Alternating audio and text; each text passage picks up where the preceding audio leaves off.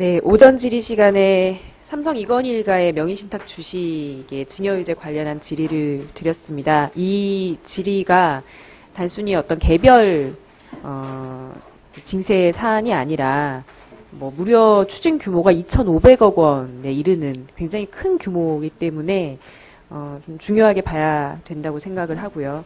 아까 오전에 질의 관련해서 미리 준비를 못하신 듯해서 제가 좀 간단하게 좀 설명을 다시 좀 드리도록 하겠습니다. 사실 이 사안은 이미 2011년에 서울지방국세청에서 질의를 한번 했습니다. 이건희 측에 차명주식이 공동상속인지 아니면 이건희 회장의 것인지를 묻는 질의를 이미 했었고, 그래서 검토가 되고 있는 것으로 알고 있습니다. 일단 이건희 일가의 주식인도 청구 소송의 이 결과와는 상관없이 이미 세법상의 증여의제는 발생했다라고 봐야 될 것 같고요. 소송을 통해서 최소한 5만 주, 세법상으로 계산했을 땐 73만 주에 대해서 공동상속인인데 차명으로 이건희 회장 이름으로 명의신탁을 했다는 사실이 드러났기 때문에 차명 주식의 증여의제가 발생하면 반드시 세금을 징수해야 됩니다. 이거는.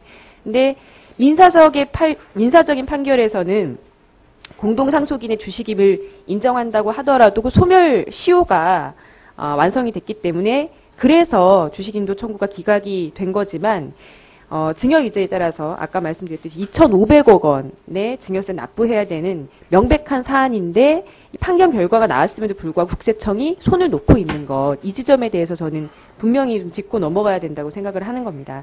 게다가 이건희 회장은 지난 삼성특검 이후에 형사재판 때는 비자금 의혹을 피하려고 차명주식 모두 이건 비자금이 아니라 상속받은 거다 이렇게 얘기를 했고, 그래서 법원에서 그걸 인정을 해서 형사처벌을 피했죠. 그런데 이번에 일가의 민사재판에서는 말을 바꿔서 이 상속재산이 아니라고 주장을 해서 또다시 법원이 이 부분을 인정을 했기 때문에 지난번에는 형사처벌을 받지 않고 넘어갔고 이번에는 민사청구에서도 피해가는 그런 상황이 매우 불합리하게 진행이 됐습니다.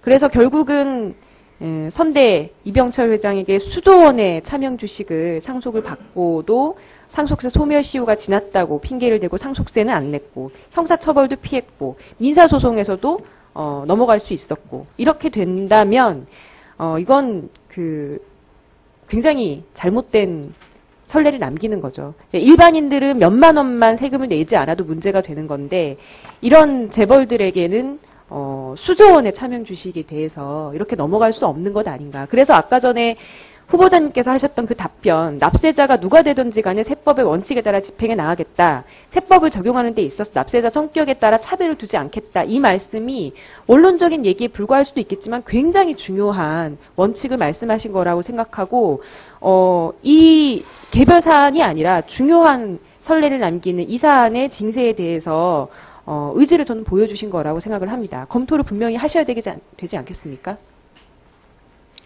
개별 납세자에 대해서 제가 현 시점에서 언급하는 것은 적절하고 지금 그동안 국세청의 포지션이 아니라고 생각합니다. 다만 지금 의원님께서 주신 차명 주식과 관련된 부분에 대해서는 저희가 그 과정에서 명의신탁 의제에 세법에 해당된다고 하면 엄정하게 과세해왔고 앞으로도 할 것이라는 점을 말씀드립니다. 예, 그러면 검토 후에 답변을 다시 한번 주시기 바라겠습니다. 국세청 비리 개혁과 관련해서 여러 의원님들께서 질문을 많이 주셨습니다. 그 부분에 대해서 한 번 더 좀 짚고 넘어갔으면 합니다. 앞서 또 제시됐던 사례이긴 하지만 다시 한번 표로 정리를 해보면 지난 역대 국세청장이 재임 기간 또는 재임 이후에 이렇게 많이 처벌을 받았습니다. 굉장히 10대부터 17대까지 중에는 11대, 14대를 제외하고 6분 모두가 다 비리로 인해서 불명예 퇴직을 하거나 구속 수감이 된 오욕의 역사다라고 해도 과언이 아닐 것 같은데요. 이와 관련해서 질의를 드렸는데 뜻밖의 답변이 한 가지 있어서 좀 말씀드려야 될 것 같습니다. 국세청의 비리 발생 원인을 저렇게까지 심각한데 원인이 뭔가를 여쭤봤는데 구조적인 문제 있기보다는 개인의 성향에 의한 것이라고 보여진다. 이렇게 답변을 하셨습니다. 후보자께서. 공감하기 어려운 답변입니다. 이것이 어떻게 이 통계가 분명히 있는데 이것이 어떻게 개인 성향일 수가 있는지 국세청이 가지고 있는 이렇게 많은 비리를 양산시키는 구조적 문제에 대해서 돌아보지 않을 수도 없는 것 아닙니까? 이 답변에 대해서 다시 재고하실 생각 없으십니까? 그 답변 내용을 제가 직접 자세히 검토해서 드리지 못한 점을 일단 송구스럽게 생각하고요. 전임 청장님들의 일에 대해서 제가 평가하고 하는 부분은 이제 어려운 측면이 있습니다만은 의원님이 주시는 말씀을 유념해서 보다 국세청이 투명하고 발전적으로 운영될 수 있도록 최선을 다하겠습니다. 예, 오늘 비슷한 말씀이 계속 반복이 됩니다. 뭐 지금까지 하셨던 말씀이나 서면 답변을 종합하면 비리 문제에 대한 해결 방안에 대해서 감찰 활동을 강화하겠다, 내부 감찰 조사반 같은 것들 통해서 강화하겠다는 답변과 처벌 강화하겠다, 그리고 직원들의 자발적인 의식 변화 같은 것들을 유도하겠다, 이런 최선을 다하겠다, 이런 말씀들을 하시는데 지금 이 국세청 비리 문제의 그 엄중성, 무게에 비하면 너무나 간단한 답변이고 수십 년 동안 되풀이 됐었던 그런 방향들을 제시하는 것 외에는 뭐 의지의 문제로 믿고 봐달라는 것만으로는 너무나 부족한 것이 아닌가, 개혁의 무게, 요구되는 무게에 비하면 그런 생각이 듭니다. 그래서 한 가지만 좀 짚고 넘어갔으면 하는데요.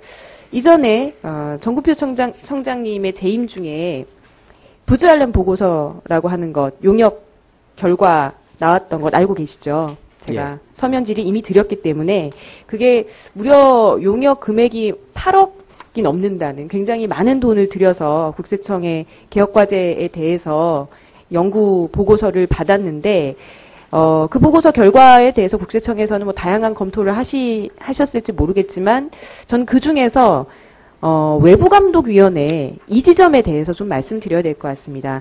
지금 말씀하시는 감찰 기능을 강화하겠다라고 얘기를 하셨는데 현행 내부감사가 효율적으로 이루어졌다면 이런 문제가 계속해서 이렇게 악순환을 반복되지 않을 거라고 생각을 하기 때문에 외부감독위원회라고 하는 것을 통해서 지금까지의 현행 내부감사만으로는 부족했던 지점을 채워 넣어야 되는 것이 아닌가. 그래서 앞서 말씀드렸던 구조적인 문제가 있다는 사실을 직시한 만큼 뼈를 깎는 혁신의 노력을 보여야 되는 것 아닌가 이렇게 생각합니다. 외부감사위원회 설치돼서 어떻게 생각하십니까? 외부감독위원회 설치 부분은 신중을 기해야 된다고 생각을 현재 하고 있습니다.